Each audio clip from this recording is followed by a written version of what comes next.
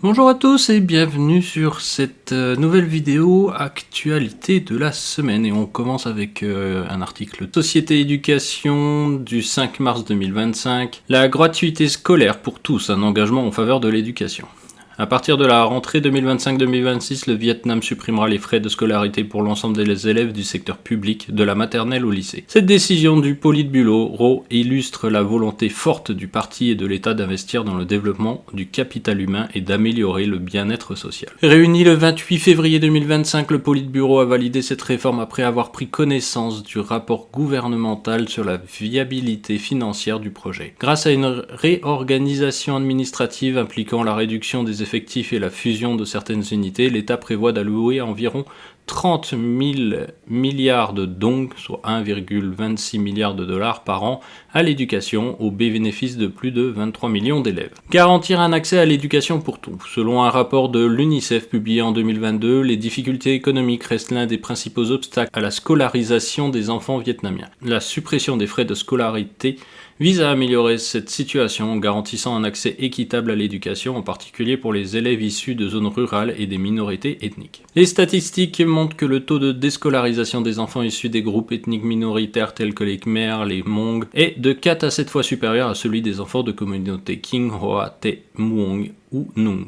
La gratuité scolaire est une avancée déterminante pour l'éducation, en particulier dans les zones reculées comme la province de Lang Son. Elle permet aux élèves de suivre un parcours scolaire régulier et allège considérablement la charge financière des familles. Salue Nong Thi Vui, directrice d'une école primaire en internat à Kien Moc, une commune de la province de Lang Son. Lorsqu'ils sont dispensés des frais de scolarité, les parents peuvent allouer davantage de ressources à d'autres besoins éducatifs tels que l'achat de matériel scolaire ou encore l'inscription à des cours de soutien et de développement des compétences. Cette réaffectation budgétaire contribue à améliorer la qualité de l'apprentissage et à favoriser l'épanouissement global de l'enfant. Ici, la plupart des familles vivent de l'agriculture et de la sylviculture. La scolarisation de 3 enfants représente un défi financier. L'exonération des frais scolaires est une aide précieuse pour les foyers de notre région, témoigne Nong Bon Hoang, un habitant de la province de Bac Can, vers une société plus équitable et un développement durable.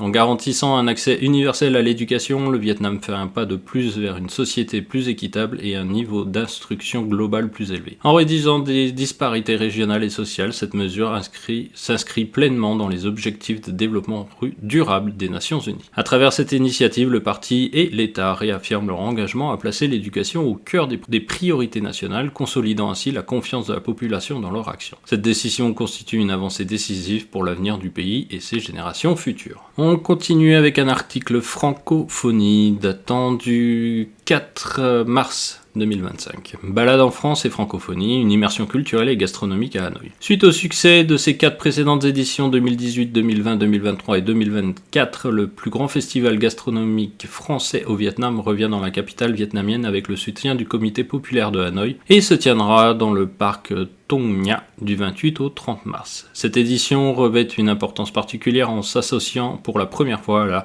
célébration de la Journée internationale de la francophonie le 20 mars. Cette édition inédite marque une étape historique en réunissant l'Organisation internationale de la francophonie OIF, l'Agence universitaire de la francophonie AUF et le groupe des ambassades, délégations et institutions francophones de Hanoï, GADIF, autour de l'un des plus grands festivals français au Vietnam. Dans le sillage d'une année exceptionnelle marquée notamment par la participation du secrétaire général du Parti communiste du Vietnam, Thu Lam, au 21e sommet de la francophonie à Villers-Cotterêts le 4 octobre 2024 et au salon Francotech, cette collaboration innovante permet de conjuguer les savoir-faire et les initiatives culturelles et éducatives de partenaires institutionnels de renom. Elle symbolise une volonté commune de créer des ponts entre les cultures et de mettre en valeur la diversité du monde francophone dans un cadre festif et convivial. Faire rayonner la France et la francophonie. Avec près de 80 stands installés dans le parc Thong Nha, cette nouvelle édition s'adresse particulièrement à la jeunesse et aux familles hanoïennes en leur proposant 3 expériences phares. La 3e course de la francophonie, la découverte des produits français et des pays francophones, ainsi qu'un salon de l'orientation francophone. Ce dernier permettra aux jeunes d'identifier des parcours universitaires en langue française sous le slogan « Je m'éduque donc j'agis », thème retenu par l'OIF pour l'année 2025. Selon le président du GADIF, Pierre Duville, cette association inédite de 2 événements auparavant séparés. Une balade autour des produits français et d'autre part une course et un salon de l'orientation francophone. Trouve une vraie synergie dans ce dialogue avec la jeunesse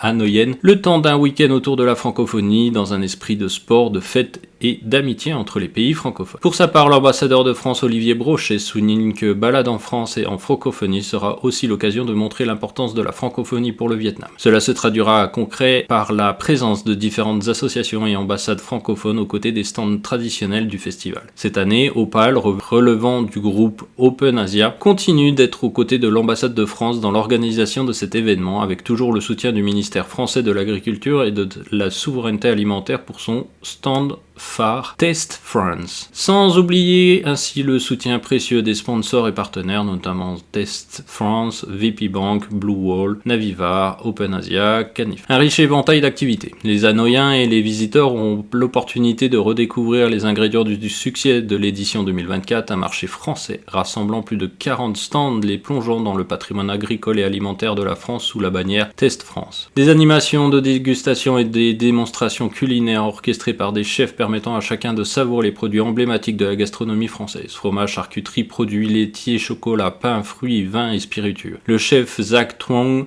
expert en cuisine asiatique et fusion, alliant tradition et innovation, animera des cooking shows captivants. Les visiteurs pourront également découvrir la fusion des cuisines françaises et vietnamiennes à travers 3 recettes originales, une salade de pommes française, fromage, miel et pistache, des frites accompagnées de charcuterie française et de fromage fondu et des nems aux pommes françaises et à la chair de crabe. Le festival mettra ainsi en lumière la diversité et la richesse de la cuisine française et de ses terroirs. Le savoir-faire français sera alors représenté dans plusieurs secteurs, notamment l'automobile, le tourisme et l'éducation. De nombreux quiz sur la France et la coopération franco-vietnamienne seront proposés au stand de l'ambassade. Le sport aura également une place centrale avec l'organisation de la 3e course de la francophonie autour du lac du parc Tong Nha. Ce moment de convivialité sportive renforcera le lien entre la communauté francophone et les francophiles du Vietnam. Par ailleurs, les universités de Hanoï présenteront leur formation en français, illustrant le dynamisme de la jeunesse estudiantine. Un forum de l'emploi offrira aux étudiants et jeunes diplômés une occasion privilégiée de rencontrer des recruteurs. Ce rendez-vous incontournable et en complément des échanges sur les cursus universitaires mettra en avant l'employabilité des jeunes francophones et les perspectives professionnelles qu'offre la maîtrise du français. Enfin, une programmation musicale exceptionnelle viendra enrichir l'expérience, proposant aux visiteurs une véritable immersion en francophonie. 2 temps forts rythmeront le festival le 28 et le samedi soir 29 mars, avec des performances d'artistes tels que Tang Tu et Étienne, Sophie de Quai, Mio, Bui Kong, Nam and Ke Tran, Mac Mei Suong, sans oublier les prestations très attendues des élèves des établissements francophones de Hanoï. Enfin, passons à un autre article culture datant du 2 mars 2025.